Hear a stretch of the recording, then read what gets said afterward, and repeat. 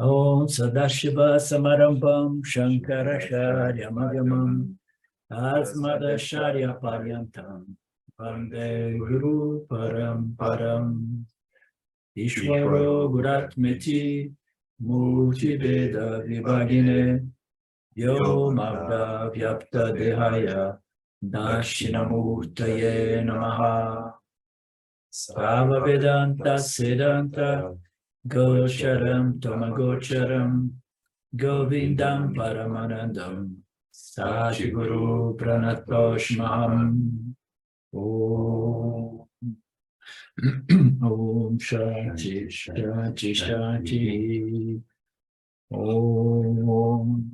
O pessoal está chegando. Bem-vindo a todos. Nós estamos aqui para dar continuidade à beleza do Gita, capítulo 4. Eu quero recapitular um fato, né? Uma passagem desses ensinamentos que é muito lindo, muito bonito, né? O fato do Gita apresentar o conceito, né, do yajna, né? Que é uma prática espiritual, né? É uma sadhana espiritual, mas é uma sadhana espiritual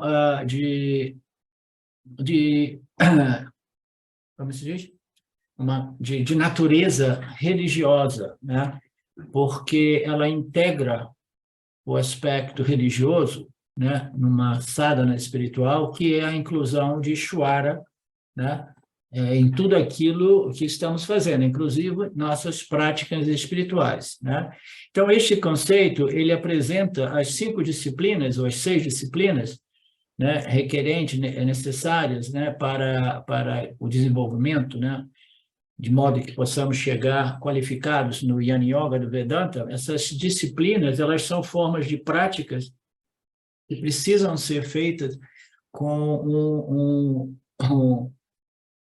um espírito, né, uma atitude de entrega ou de devoção, e acima de tudo, né, como eu havia dito na aula anterior, é um sacrifício, né? Então nós vimos nessas passagens a beleza do Vedanta no sentido de que não é simplesmente uma ciência espiritual, né, uma ciência filosófica da realidade, etc., etc., mas é uma ciência religiosa. E o que é a religiosidade? A religiosidade é quando a sua espiritualidade ela integrou o Criador.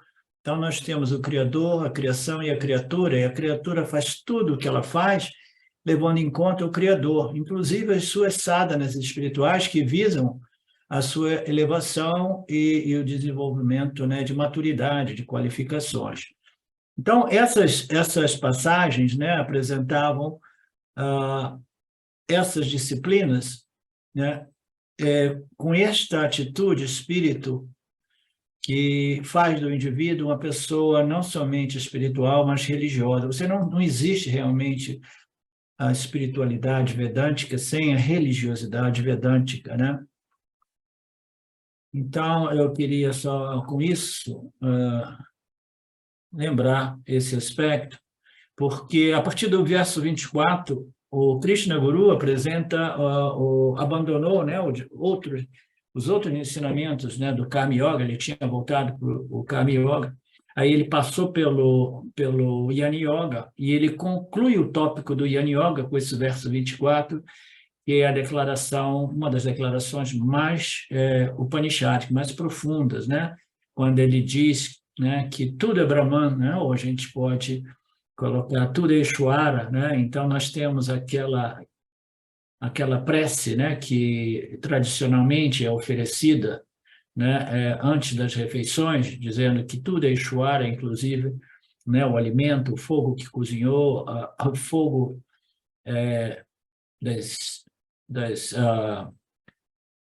fogo digestivo, né, dos ácidos digestivos, tudo é Ishvara. Então, aquele que oferece é Ishvara, tudo é Ishvara. Então, este é um conceito upanishádico muito profundo, né? E ele conclui dizendo que somente Brahman deve ser alcançado. Brahman somente será alcançado por aquele que vê Brahman / Ishvara em tudo. Então, de novo, nós estamos aqui enfatizando, né, o fato de que a espiritualidade precisa ser integrada, né, precisa chamar, trazer o Criador no nosso processo, na nossa equação de vida, como eu costumo dizer, até mesmo em nossas sadhanas, né? Então, quando nós vimos todas essas yajanas, né, são disciplinas de quê? De entrega, de dedicação e, fundamentalmente, você está sacrificando algumas coisas no fogo deste ensinamento, né? Então, o ensinamento, ele é símbolo de conhecimento puro que irá queimar, cancelar essa ignorância cósmica, né? Então, todas as nossas disciplinas são formas diferentes de entrega ou formas diferentes de sacrifício que nós fazemos, né? Então, no verso 25, por exemplo, Krishna Guru nos diz: alguns yogis oferecem o seu próprio eu pelo fogo de Brahman. Então, aqui ele antecipa que em todas as disciplinas você oferece alguma coisa, né? Você oferece o prazer sensorial que os objetos te proporcionam, você oferece, né, com o objetivo de regular e disciplinar os órgãos sensoriais em relação aos seus respectivos objetos, você oferece os objetos, você oferece os meios os meios sensoriais, os canais sensoriais selvagens, indisciplinados, você vai oferecer aquela coisa, entendeu? Aqui é a disciplina, né? Então, você está sempre sacrificando aquilo que é muito humano, né? Que é simplesmente descer montanha abaixo, seguindo a corrente do samsara, a corrente desta ignorância cósmica. Você nadando contra a corrente, você vai sacrificar de novo aquelas tendências humanas que são expressões dessa ignorância e que requerem grande esforço, né? Grande sadhana, e é uma forma de sacrifício. E aqui o Krishna Guru nos diz que aqueles yogis mais elevados oferecem no final o ego no fogo de Brahman, né? Depois que você ofereceu esses diversos níveis de ignorância humana, né, que nos faz, né, permanecer preso no samsara, reforçando, né, esta ignorância sem início, né? No final, você começa a sacrificar aquela zona de conforto, até que no final você quer sacrificar ou entregar aquele que fez todas essas yajanas anteriormente, né? Então, agora que eu sacrifiquei, eu entreguei tudo, né, a Ishvara, a Brahman, agora eu estou oferecendo o meu próprio ego, né, o senso de eu sou o cara, eu sou o fazedor e o desfrutador dos resultados. Então, tudo isso, no final, para nos dizer que os yajanas, elas precisam ser permeadas por esse espírito, atitude religioso espiritual, tá? Então, a glória do Yana Mahima, a exaltação, né, deste yajana, que é a entrega do ego no altar de Brahman. Então, nós vimos cada sadhana aqui é referida como yajana, e existe em todos os tipos de práticas. A meditação é um esforço que você vai entregar, né, a uma mente dispersa, né, uma mente sem foco, uma mente tamásica ou excessivamente rajásica. Você vai entregar aquilo a Ishvara, você vai sacrificar aquilo na medida que você vai desenvolvendo a disciplina e o controle da mente, dos órgãos dos sentidos, dos órgãos da ação. Então, tudo requer esforço, tudo a abstinência, né, também requer o jejum, a peregrinação, todos são formas de sacrifícios dos nossos confortos humanos, dos nossos hábitos, né? A técnica de pranayama, né, também, a técnica de respiração, tudo isso é considerado yajana. E por que são chamados? Porque em todas essas diferentes camadas ou aspectos de sadhanas, existe um fator comum, e o fator comum é o quê? É o Criador a quem você está sacrificando a sua ignorância, né? Convocando, exaltando o Senhor e dizendo, olha, eu vou sacrificar o meu conforto através desse tapas, né? Através desse esforço, dessa prática espiritual. Então, o Senhor é o fator comum a todas essas yajnas, né?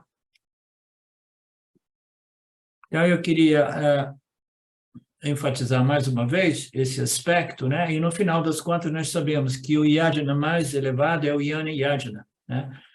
Que requer essas diversas outras sadhanas que irão refinar o intelecto humano de modo que ele entre no Yana Yoga, né? E comece a fazer o quê? Sacrificar a sua ignorância a respeito da sua equivocada identidade no corpo-mente como corpo-mente. Então, aquele ali é um sacrifício enorme que requer grande maturidade do indivíduo, né? Então, é a yajna mais elevada, né? Quando Shimayananda inicialmente falou sobre Yajna, parece que ele foi a pessoa, né, que mencionou, né, colocou isso na Sampradaya, as pessoas começaram a falar, cadê o fogo? Porque o Yajna, ele simbolicamente, nos rituais védicos, ele sempre integra o elemento fogo, né, como símbolo daquilo que queima e destrói tudo, né? Então, quando Shimayananda começou a falar sobre Yana e Yajna, as pessoas ficaram confusas procurando fogo físico, né? Mas no caso do Yana e Yajna, não existe um fogo físico, né? É simplesmente um fogo das escrituras upanishádicas que irão queimar, destruir, né, simbolicamente, o que? A nossa autoignorância, né? Então, é a yajna mais elevada, não requer simbolismo, não requer rituais físicos, verbais, mentais, é simplesmente uma profunda contemplação que gradualmente nos permite de sacrificar o ego no altar de Brahma. Atenção, todos os outros yajnas não são inúteis, né? Disse aqui Swami Pi. Né? Eles servem o propósito de nos levar a Brahman, de modo que nós possamos, né, entrar no yajna, que é o yana yajna, né? Ok. Queria só contextualizar este conceito que eu achei muito bonito. Nós vimos os diferentes níveis de Bhakti, né? E o mais alto, de novo, nessa exposição dos tipos de devoções, né? A devoção mais elevada é a entrega a Deus, a autorrealização ou o Samadhi, né? Que é o Atma Nivedam, ou Auyana Yajna, né? Antes você faz diversas outras sadhanas devocionais, né? Mas no final você entrega o ego a Deus. E como entregar o ego a Deus, naturalmente, né? Não existe nenhuma manual que nos permita dizer, você faz assim, no primeiro passo você faz isso, isso, isso, isso. Não, é um trabalho interior no qual a pessoa precisa compreender profundamente esses apontamentos e essas exposições vedânticas, né? Até que ela compreenda que aquilo que eu sou realmente, né, é Satchitananda, é a consciência, né? E a minha arrogância derivada desta ignorância imposta por Maya, né, fez de mim um indivíduo que se sente o fazedor e o controlador do meu destino, e etc. Aí vaidades se desenvolvem. Então, no final, tudo isso tem que ser entregue, né, através do autoconhecimento. Esse é um trabalho que cada um de nós deve ser feito. Podemos fazer, temos que fazer, este é o propósito da vida humana, né? Mas nós temos que encontrar o modo nosso, né? Um equilíbrio necessário para viver na vida como grihasta, né? Pessoas do mundo interagindo com o mundo, e ainda assim assimilar e internalizar e integrar esses ensinamentos até que a gente compreenda, né, o que significa, né, abandonar o ego, né? Abandonar o ego como? Abandonar a noção de que eu sou este fazedor, executor e desfrutador que se sente realmente uma entidade independente de Ishvara e de Brahman, né?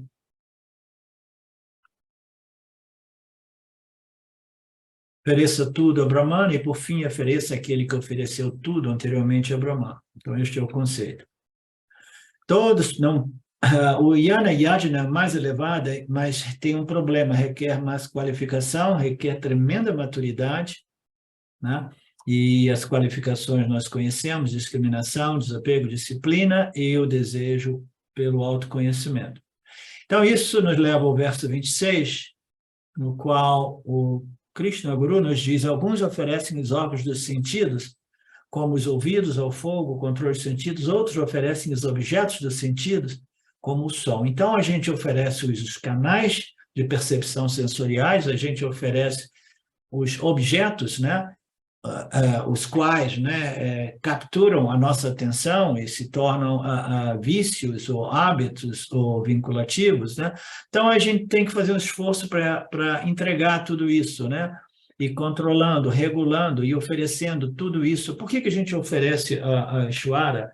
Entendeu? Porque a gente considera que Ishvara criou esta ordem aparente que nos permite crescer, desenvolver, através disso, através do controle do aspecto mais animal da experiência humana. O aspecto mais animal, ele é impulsivo, ele é intuitivo, não, como é que se diz, Fábio? Intuitivo, não, Instintivo. Instintivo, entendeu? Qual é o instinto humano? O instinto humano é correr para aquilo que lhe dá prazer, né? Então, então nós temos que compreender que este é o objetivo da vida, né? Então, nós vivemos oferecendo a nossa humanidade no altar da divindade de Brahman como meio ou propósito, com o propósito de nos elevarmos até que possamos, né, assumir inteiramente, né, reivindicar e assumir a nossa divinidade, né, apesar da encarnação humana, que sempre oferece desafios significativos.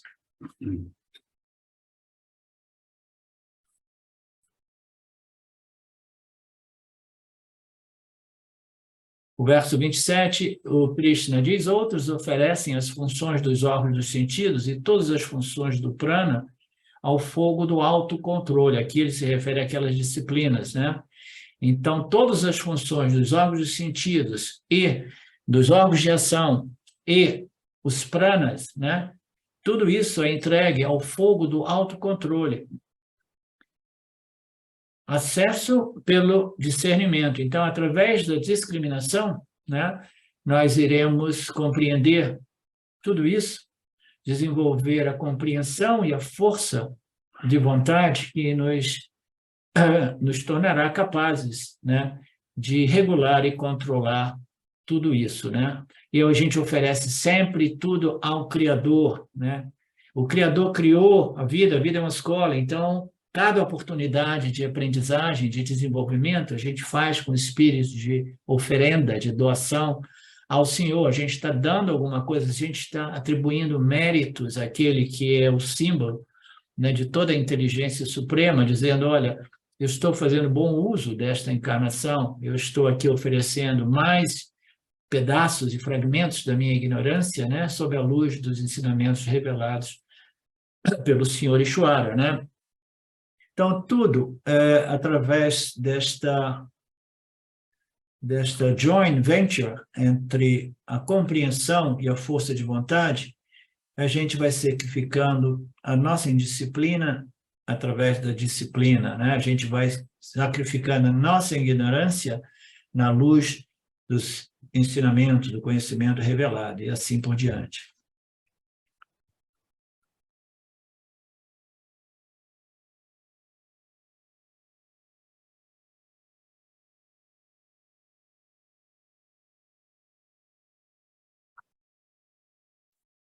Ok. Então, agora voltamos para o file, o arquivo de hoje. Nós sabemos que existe uma causa direta e uma causa indireta para o autoconhecimento e a libertação, né? E a Yoga é a sadhana superior porque ela é a causa direta da do autoconhecimento e da libertação, mas a gente sabe que as causas indiretas são importantes também, né? Causas indiretas e causas diretas.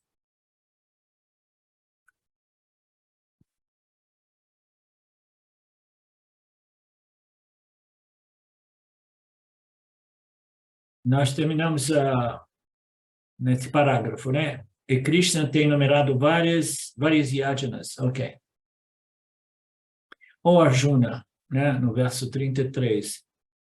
Yajana é superior a todas as outras yajanas envolvendo ações, né? Ações físicas, mentais e verbais, né? Ou Arjuna, toda ação, sem exceção, irá conduzir ao conhecimento, né? Então, a interpretação desta passagem é um pouco sujeita, né, à discussão, né, ao debate, mas a minha interpretação é que toda e qualquer ação, sem exceção, é uma oportunidade para que a gente possa conectar os pontos e desenvolver algum conhecimento, alguma sabedoria que seja conduzente, né, ao Yana Yoga, né, ao Yana Yajna, né?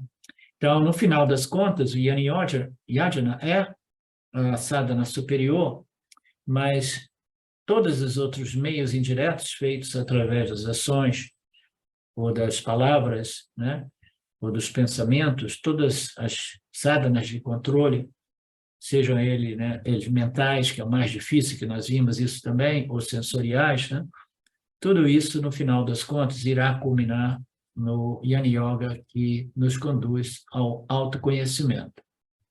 Arjuna, comparado a todos os sadhanas, Yana Yajna é o superior porque todos os outros sadhanas podem trazer uma pessoa somente até o altar do Yana Yajna. Então, aquela história de sempre, né?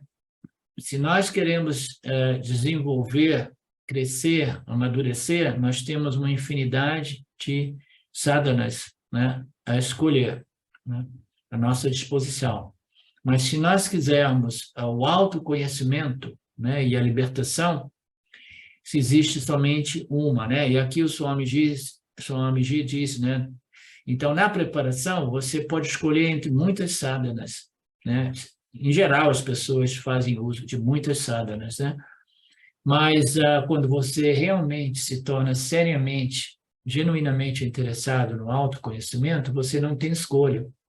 Você tem escolha a respeito do desenvolvimento, preparação ou purificação, mas quando você realmente se volta para os ensinamentos do Upanishads, você não tem escolha, porque existe somente as declarações finais dos Upanishads, que precisam ser compreendidas com a ajuda de um professor qualificado, de modo que você possa internalizar e tornar aquelas declarações um fato, né, para você mesmo, né? Então, não existe nenhuma. Por quê? Porque todos nós já somos Brahman, todos nós já somos liberados, né? Então, é somente uma questão de compreensão, e a compreensão ela vai ser apresentada, todo o conjunto de lógica que irá apoiar, suportar esses Mahavakyas dos Vedantas, né? Essas declarações finais, né? de identidade, né? que determinam, né? Que estabelecem que o Jiva-Atma, em sua real natureza, é Satchitananda, é Paramatma, né? Não é a mente, não é o corpo, aquilo que nós somos. O que nós somos é o espírito. E nós não temos escolha em relação ao autoconhecimento, não existem diversos caminhos para o autoconhecimento, existe somente um, existem diversos caminhos que nos trazem nos gates, no portão principal, né, do Yana Yoga. E somente o Yana Yoga, que são declarações a respeito da real identidade do Jiva-Atma, irão estabelecer, desde que o indivíduo esteja qualificado, né, irão estabelecer a real natureza do Jiva-Atma. Tudo o resto serve para a purificação da mente. Todo mundo precisa chegar no Yana Yoga, né? No mundo espiritual, nos círculos virtuais, por aí, se você diz isso, as pessoas dizem que nós somos fanáticos. Então, a gente nem fala isso com ninguém, né? Ah, mas existe uma infinidade de sadhanas, isso e aquilo. Sim, né? É tudo, como eu costumo dizer, né? São sadhanas, são práticas espirituais, mas é materialismo, né? Materialismo espiritual, como eu costumo dizer. Por quê? Você está ainda ali, né, trabalhando com energia ou com esforços físicos, mentais, verbais, né, tentando produzir, né, num estágio mais elevado, no terceiro estágio, né, que é a busca pelo melhoramento, Dharma, né, você está tentando, né, produzir este melhoramento, mas ainda assim você está lidando com o quê? Com matéria e energia, né? E por isso nós denominamos tudo isso como materialismo espiritual, né? Mas o materialismo espiritual tem o seu papel, tem o seu valor, porque nos leva à espiritualidade propriamente dita, né?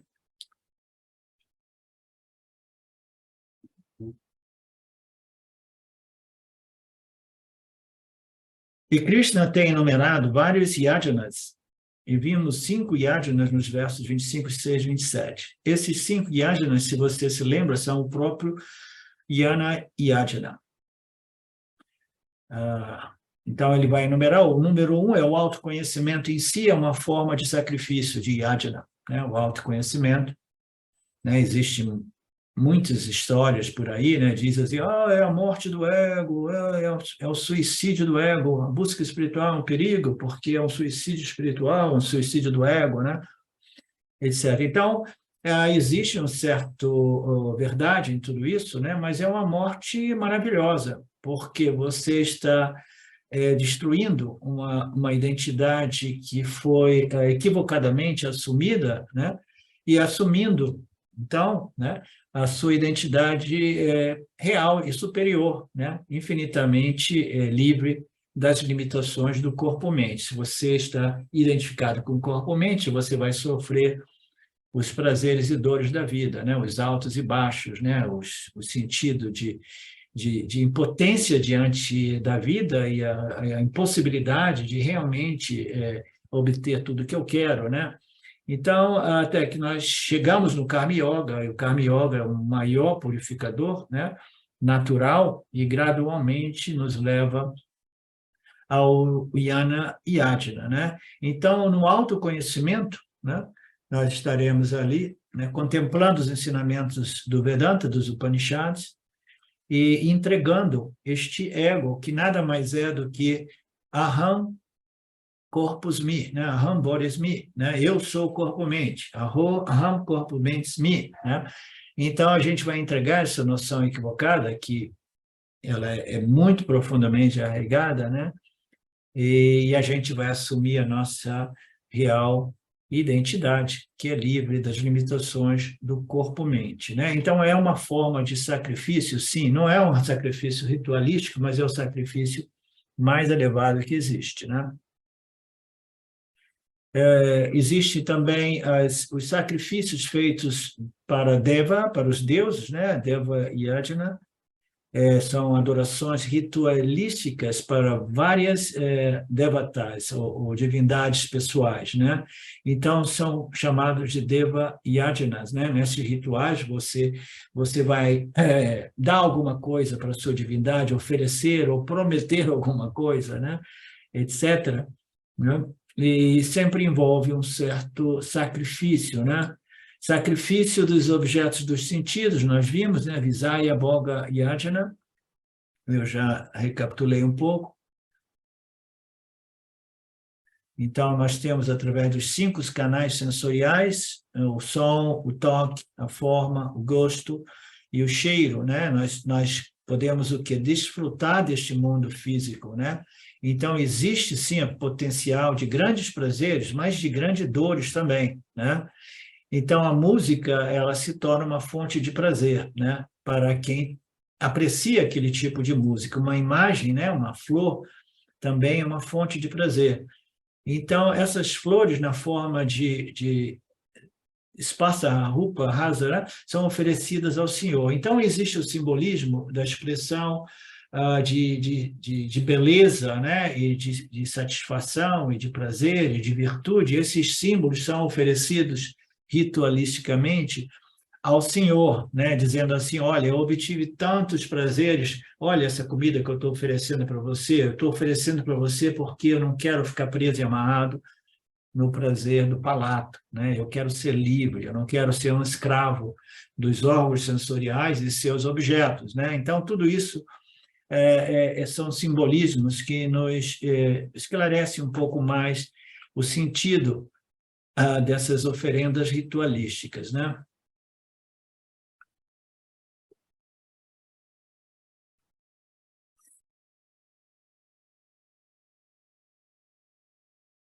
O quarto yajna que Krishna apresentou foi Indriya Samyama Yajna, que é o controle dos sentidos, como eu já recapitulei, né?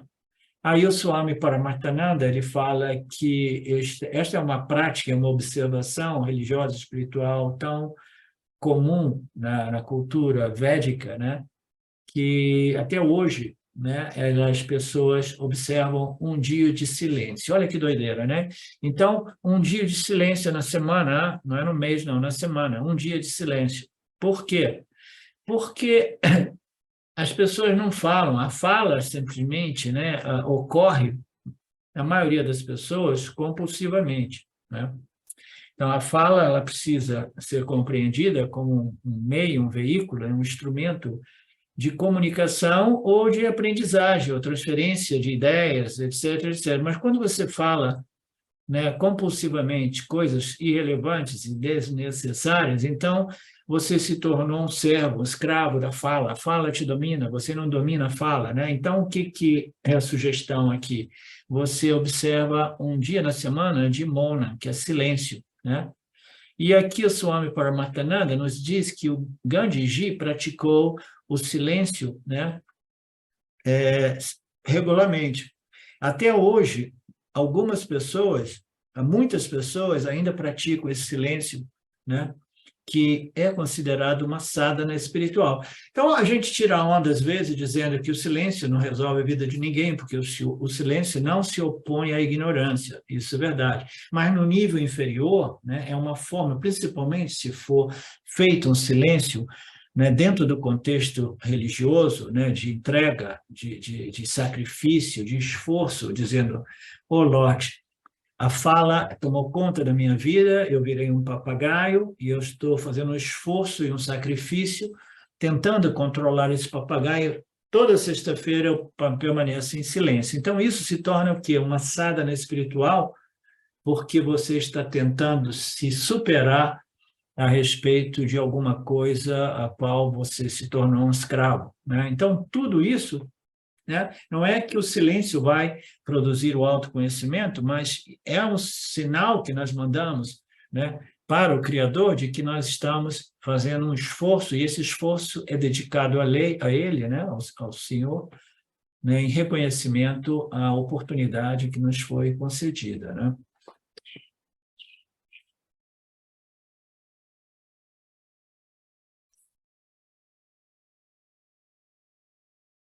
Então, Shankaracharya diz, a porta de entrada para o yoga é o controle e a disciplina. Porta de entrada para a espiritualidade é o controle e a disciplina.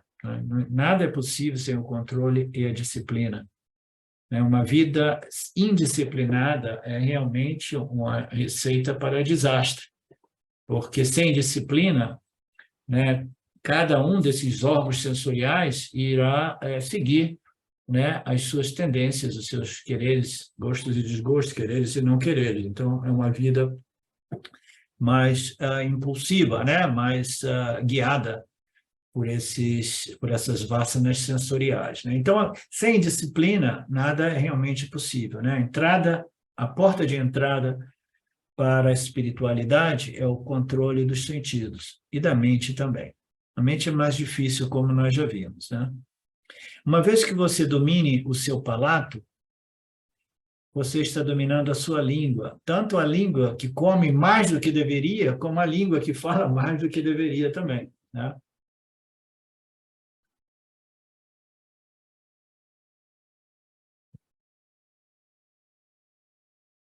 Então, se você domina a língua, o palato, você obtém também um domínio tremendo sobre outros órgãos sensoriais, tá? Porque você está dominando a fala, e a fala está, né, tendo um impacto positivo sobre os outros órgãos também. Isso é chamado de Indriya Samyama. Indriya Nigraha and Dhammaha. Então, o Dhammaha Yajna é o quarto, né? Vamos ver se o Swami elabora um pouco esta passagem para a gente aqui. Domínio sobre os outros órgãos também, dominando a língua, né? Né? Fazendo a Yajna do silêncio, né? Você está vencendo uma batalha com a sua tendência, né? Papagaio, de falar, falar, falar, falar, simplesmente porque você precisa, né, extravasar toda aquela rajoguna, né, que ou você faz alguma coisa fisicamente ou verbalmente, né? Então, você controlando aquilo, você potencialmente, você está controlando o quê? As consequências, né, os desdobramentos de fala, porque fala, né, acaba, né, criando karma, né? Quando você fala alguma coisa, você vai ter alguém que fala de volta para você. Ultimamente, eu prefiro falar só com as minhas galinhas, porque eu não tenho complicações kármicas com elas. Mas se eu começo a falar as coisas, eu tenho um problema aqui onde eu moro, a propósito, porque as pessoas que me conhecem, aí depois querem saber um pouco e sabem que eu ensino Vedanta. E algumas delas vão ver o que eu falo e depois se ofendem, né? Então, o Vedanta ele é ofensivo para alguns níveis de ignorância mais densa, né? Então, a gente tem que tomar cuidado com a fala, porque se a gente não controla a fala, a gente vai ter que lidar com todos os outros canais sensoriais, porque vai dar karma, né? E é isso que eu acho que seja o significado aqui. O quinto desses yajnas que nós vimos na aula anterior é o Samaha Yajna, a disciplina da mente, a disciplina mental, que, como nós vimos, é mais difícil, né? Controlando, e aqui o Swami dá uma daquelas pérolas para a gente, né? A disciplina do pensamento é o controle não somente da quantidade de pensamentos, como a qualidade de pensamentos. Olha que lindo. A gente sabe que quando a gente começa a fazer a disciplina, né, meditativa, né, visando o controle dos pensamentos, né, ou a redução do fluxo contínuo de pensamentos, de modo que a gente possa ter algumas pausas aqui e ali. Naquela pausa, a gente experimenta um silêncio muito confortante e prazeroso, né? Então, a gente está lidando com uma quantidade, um tráfego imenso de pensamentos, né, que são exaustivos, né? Então, nós estamos controlando a mente, a disciplina da mente é um esforço de controlar a quantidade desses pensamentos, mas eu diria que até mesmo, principalmente, a qualidade, porque a maioria deste fluxo de pensamentos é bobagem pura, né? A gente tem que ver, né, o conteúdo de nossas mentes, são os pensamentos que passam na mente, aí a gente sabe exatamente, né, o nosso nível de pureza, né, o nosso nível de qualificação ou de elevação, porque se a gente fica pensando só coisa irrelevante, né? Então, a qualidade do pensamento, como é que a gente vai desenvolver não somente um controle a respeito deste fluxo compulsivo de pensamentos que aparecem no âmbito da nossa consciência humana, né? E como é que a gente vai condicionar este fluxo de pensamentos de modo que eles sejam menos violentos, né, e selvagens e, principalmente, qualitativamente superiores. A gente precisa entrar em contato com essas escrituras, né, que irão nos dar uma oportunidade de desenvolver pensamentos superiores, elevados, né? Não essas bobagens que nós encontramos por aí, principalmente nos dias de hoje, né?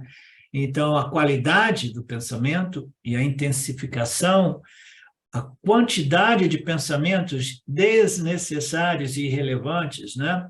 Primeiro temos que dominar a quantidade, e aí o Swami nos dá uma outra pérola. Ele falou, primeiro nós temos que dominar a quantidade. Olha que bacana. Então, a qualidade vem depois. Primeiro, você tem o quê? Uma avalanche de pensamentos E quando você tem uma infinidade de pensamentos impuros ou irrelevantes, você não tem condição de controlar a qualidade. Então, a primeira coisa é você reduzir aquele tsunami de pensamentos, aquela avalanche de pensamentos, né? Então, você vai trabalhar para dominar a quantidade, regular, diminuir a quantidade, né? Fica calmo, fica calmo. Eu vou ouvir todos vocês, mas um de cada vez, né? Então, você vai regulando a fala, dominando a quantidade. Aí, somente então, você pode depois fazer uma seleção e identificar a qualidade dos pensamentos. Esta é uma disciplina que é difícil. A maioria das pessoas são tão identificadas com seus processos de pensamento que elas não têm uma visão objetiva dos mesmos. Mas quando nós chegamos a esse ponto, a gente pode observar a qualidade desses pensamentos e realmente fazer um inventário honesto, né? E ver assim, meu Deus, olha quanta bobagem que aparece aqui. Mas a pessoa tem que estar num nível já de sabedoria para identificar pensamentos que são relevantes, né, para o meu crescimento, aqueles que são irrelevantes, né, e aqueles que são em detrimento à minha elevação espiritual, né? Então, o pacote, o desenvolvimento espiritual é um pacote completo que vai se desenvolvendo assim, na medida que a gente vai desenvolvendo mais compreensão, mais conhecimento, mais sabedoria, aí a gente vai tendo a capacidade crítica de julgar até mesmo o conteúdo de nossas mentes e dizer assim, porra, eu não quero mais pensar essas coisas, né? Como é que eu faço? Eu tenho que substituir essas vasanas que produzem esses pensamentos por vasanas mais elevadas. Eu tenho que entrar em contato com um mundo, né, um mundo mental, né, superior, no qual os reais valores da vida são enfatizados, de modo que eu posso pensar, contemplar, né, tentar promover um melhoramento da minha mente, e neste processo eu vou desenvolvendo pensamentos qualitativamente superiores.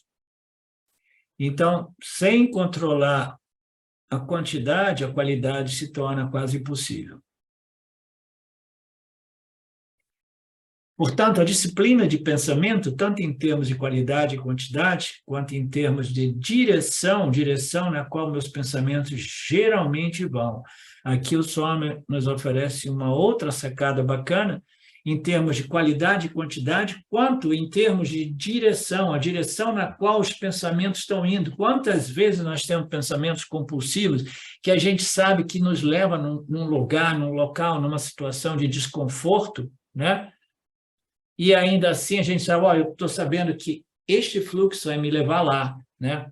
Às vezes você tem uma situação que causa a famosa preocupação, a preocupação é algo que nos causa um desconforto emocional e a gente está, acordei de manhã, nem lembrava do problema, agora o problema voltou, e aí começou, eu sei qual é a direção de tudo aquilo, você compreende, Mariné?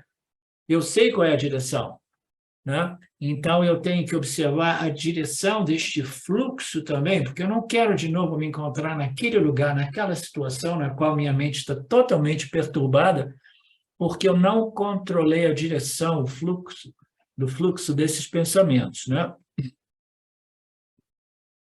É uma disciplina muito difícil, Swami Paramarthananda nos diz, porque requer monitoramento da mente ao longo do dia, enquanto que é engajado com os afazeres do dia, né? Então, eu diria que requer um monitoramento da mente, né? Este monitoramento da mente ele só é possível na medida que uma certa desidentificação da mente for estabelecida, né? Enquanto nós estivermos identificados com a mente, este monitoramento é quase impossível. Então, o processo Vedântico ele vai restabelecendo as nossas identidades superiores de tal modo que um aspecto da mente, porque a mente ela é autorreflexiva, ela tem a capacidade, né, de se observar. Então, existe uma função da mente que a gente pode colocar como o intelecto mais sutilizado, né, mais purificado, ele observa o fluxo dos pensamentos, mas a gente tem que chegar naquele nível, né, de identificação. Eu não sou o meu processo mental, eu sou esse princípio humano que testemunha este fluxo de pensamentos ao longo do dia, né? Então, tudo requer este processo de refinação, refinamento, purificação, que vai restabelecendo as minhas identidades, e aí eu posso ver a mente daquela perspectiva, né? E aí eu posso ficar de olho nela, eu posso ficar vigilante, observando esses padrões automáticos, subconscientes de pensamentos, né? Que irão perturbar e impossibilitar, em alguns casos, esse processo de crescimento.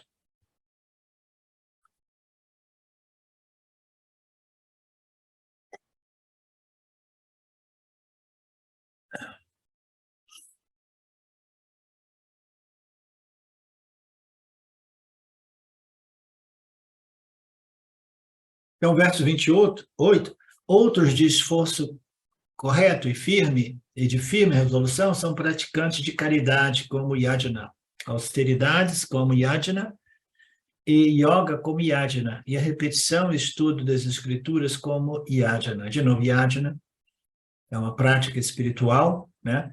E ela não é chamada simplesmente sadhana, porque ela é religiosa, porque ela integra o Criador, e o esforço é um sacrifício, né? Que é oferecido pelo sadhaka, né? Ao Criador, né? Então, existem outros esforços espirituais, ou sadhanas, ou yajnas, né? Como esse de firme resolução, que são eles de firme resolução dos praticantes da caridade, por exemplo, né? Então, existem pessoas de temperamento, né, que se sentem, né, inclinadas a aliviar a dor do próximo, né? Então, elas querem fazer trabalhos de caridade, né? Faz isso como um yajna, né? Então, em muitas outras passagens, a gente, principalmente, né, no contexto do Shining World, que é a Sampradaya Vedântica, na qual eu fui iniciado, né? Que eu me afastei já há um pouco de tempo, né? Mas dentro do contexto do Shining World, essas práticas elas são vistas como muito perigosas, e elas são, mas ainda assim, dentro do contexto védico, vedântico, né? Todas essas práticas elas servem determinados propósitos, né? Desde que você esteja fazendo isso não para se exibir, dizer assim, olha só, eu estou doando $5 milhões para essa instituição, aquela instituição, você faz publicamente, né? E você faz sem levar em consideração que você está fazendo, né, você está fazendo uma doação ao Senhor, você está, né, lembrando que isso tudo é um esforço, é por isso que o James costumava dizer, se você quiser doar, faça uma doação, não necessariamente em termos monetários, né? Mas faça alguma coisa até que comece a doer um pouco, né? Porque, por exemplo, né, se uma pessoa é muito rica, aí ela vai fazer algumas caridades que representam 0,00001% da sua riqueza no ano, né?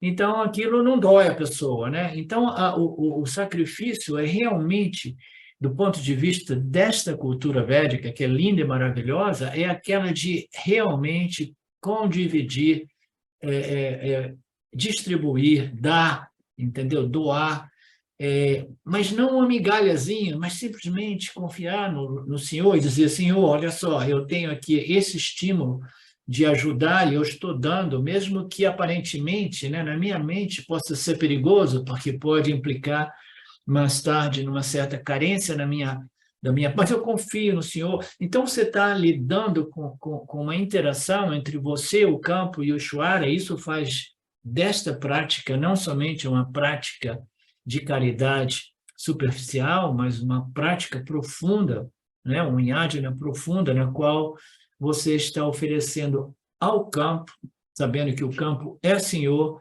alguma coisa que realmente requer um certo esforço e sacrifício da sua parte, né? Do mesmo modo, as austeridades, né? Também são austeridades, você faz uma resolução. Nós vimos, né, na semana passada, o Swami Paramahansa estava falando sobre a cafeína do café do Marcelo. O Marcelo pensou que eu estivesse pegando no pé dele, mas o Marcelo sabe que as escrituras aqui, as exposições... não é café, não, é chá. Então, tá legal, é chá. Né? Então, são austeridades, né? A gente fala assim, eu não vou fazer isso mais. Vou passar o dia inteiro, né, sem tomar café, né, ou sem fazer aquilo que eu sei, né, que não me conduz ao melhoramento que eu procuro, né?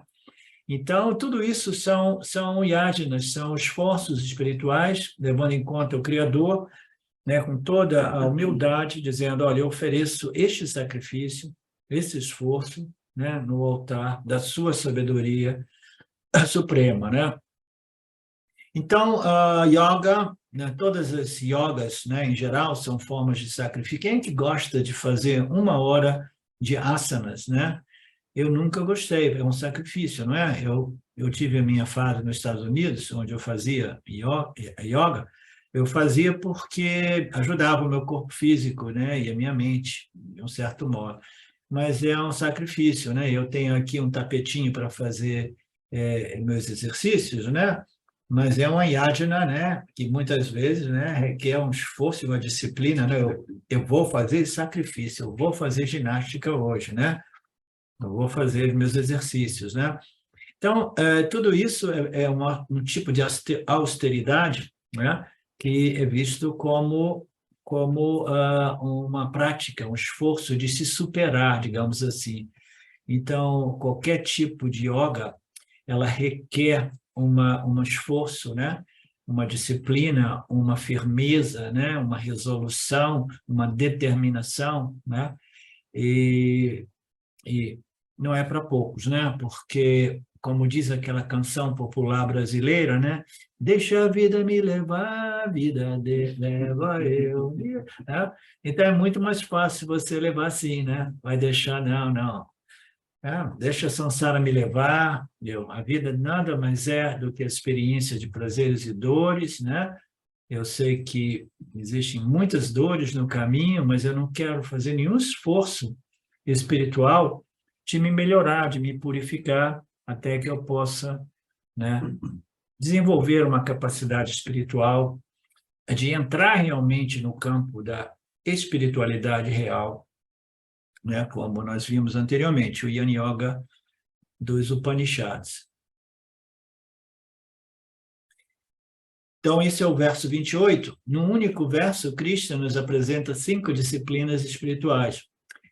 Então, ele fala sobre dana, variedade de caridades, de dar, doações, quer em termos de dinheiro, termos materiais e termos de dedicação, como no exemplo do Marcelo, né? Uma pessoa muito dedicada, uma pessoa como, por exemplo, da Betânia, né? Que está sempre disposta a ajudar o Vedanta Brasil, né? Para disponibilizar esses ensinamentos ao maior número de pessoas possíveis, né? Então, todas essas danas, né? Essas doações, né? Elas servem esse propósito, né? Ou na forma até mesmo eu me dou. O que você está se doando? Eu estou compartilhando esse conhecimento, ele é valioso, né? Ele impactou a minha vida, né?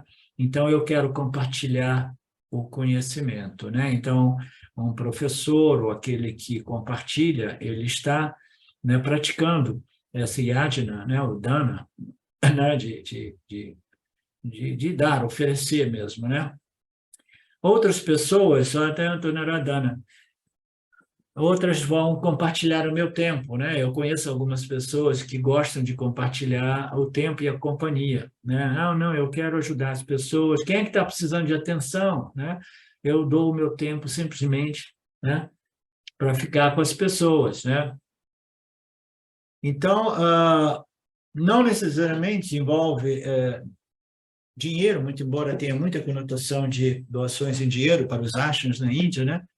mas compartilhando tudo com uma atitude religiosa e espiritual, com melhor boa vontade, né, dentro dos meus limites, né, oferecendo palavras confortantes aqui e ali para as pessoas doentes, as pessoas, né, em dificuldade, né?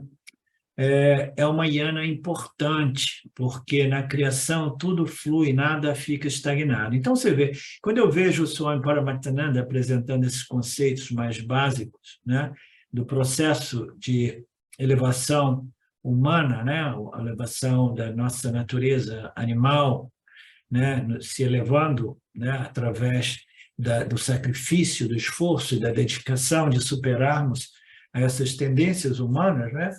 Então, eu vejo o Swamiji apresentando isso, né, dizendo a importância de tudo isso. Isso me abriu, nos últimos 6, 7 anos que eu estudo com o Swamiji, uma perspectiva muito mais ampla do que é o Gita, do que é o Vedanta, né? Porque não é somente as declarações finais dos Upanishads. O caminho indireto é indispensável para as sadhanas indiretas, são indispensáveis. E tudo isso serve determinados propósitos. E aqui o Swami fecha dizendo, porque na criação tudo flui, nada está estagnado. Então, isso aqui pode ser interpretado de muitos modos. Na criação tudo flui economicamente, o dinheiro deveria estar fluindo, não ficando estagnado na mão de uma pequena, né, 0,00, alguma coisa por cento, né, dos bilionários do planeta, né? Aquilo ali é estagnação, é doença. Tudo que estagna, um lago, né? Se ele não flui, ele fica estagnado e a água ela vai apodrecer, né? Qualquer água estagnada, ela fica doente, né? Na criação, tudo tem que fluir. O que é? Você dá e recebe, você recebe, dá, recebe. Tem que estar sempre girando as coisas, né? Então, você não pode simplesmente extrair, extrair, extrair, não oferecer nada ao campo. E quando você oferece lembrando que você está oferecendo com sacrifício ou sem sacrifício, mas você está oferecendo ao Criador, né? De modo que o que eu recebo, eu dou. Este é o sentido daquela expressão, né? De uma postagem nossa na página Facebook, né? A mente, o coração que doa, recebe, né? Ganha, né? Porque ele está fluindo, ele está fluindo. É um dar e receber, um dar e receber. Então, queridos, nós passamos aqui uns minutinhos, quase uma hora de exposição. A gente faz uma pausa de 10 e a gente volta daqui a pouco, ok? Eu vou me despedir do pessoal. Tchau, pessoal. Tchau, Beta, Alexandre, todos aí presentes. Tá bom. Tchau. Om Purnamada Purnamidam Purnamudachyate Purnasya Purnamadaya Purnameva Vashishate Om Shanti Shanti Shanti. Namastê. Saudações. Eu quero aqui deixar um pequeno testemunho. Através do estudo do Vedanta, com os ensinamentos sendo esclarecidos especificamente pelo professor Arlindo Nagar, foram canceladas em mim algumas noções que eram relacionadas com a ideia que eu tinha a respeito de alcançar algo que representasse uma grande realização espiritual. Então o Vedanta fez com que, pela compreensão, a minha mente ela abandonasse o papel de buscador espiritual. E isso para mim foi um marco inicial para uma outra relação com o processo de desenvolvimento espiritual, do qual, saibamos disso bem ou mal, é um processo que fundamenta a vida de todos nós. E eu digo isso para estimular todos aqueles que chegam no Vedanta Brasil e entendem que podem se beneficiar da profunda imersão direcionada para o autoconhecimento que é promovida nesse grupo de estudos, que é um grupo que existe graças ao trabalho altruísta do professor Arlindo Nagar, suportado também pelo trabalho voluntário de pessoas que contribuem para a manutenção do grupo de diversas maneiras. E entre as várias formas de contribuir com esse trabalho, as contribuições regulares em dinheiro, elas são necessárias. Então, se você se beneficia do trabalho desenvolvido no Grupo de Estudos Vedanta Brasil, faça uma contribuição. Qualquer quantia é muito bem-vinda. As informações para transferências em dinheiro ficam disponíveis na seção Avisos do nosso grupo no Facebook e serão colocadas na descrição desse vídeo aqui também. Namaskaras.